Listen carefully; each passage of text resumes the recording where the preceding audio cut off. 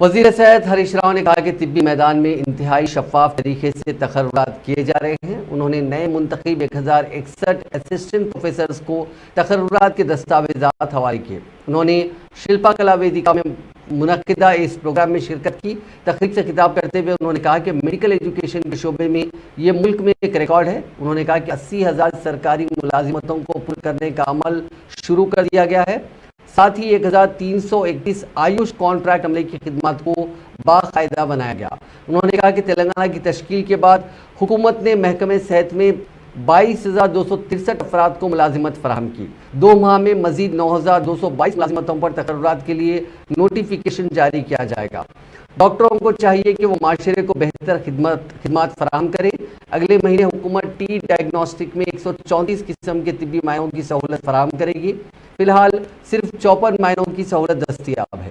उन्होंने कहा कि हर मेडिकल कॉलेज के लिए तकरीबन 500 करोड़ रुपए रियासती हुकूमत खर्च कर रही है। तेलंगाना 22 मेडिकल कॉलेजेस के साथ मुल्क में पहले नंबर पर है।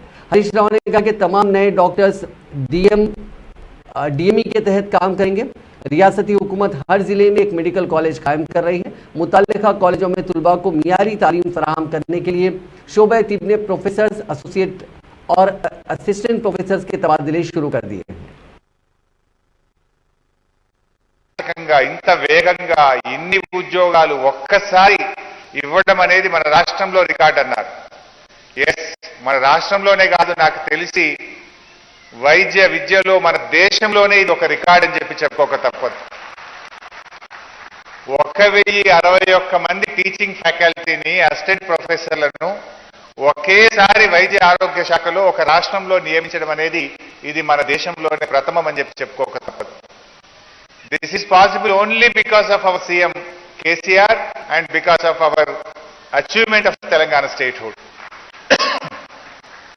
రాష్ట్రం ఏర్పడి ఉండకపోతే, గౌరవ ముఖ్యమంత్రిగా కేసీఆర్ గారు ఉండకపోతే నిజంగా ఇన్ని మెడికల్ కాలేజీలు ఈ రాష్ట్రంలో వచ్చేవి కావు. ఇన్ని ఉద్యోగాలు ఒక్క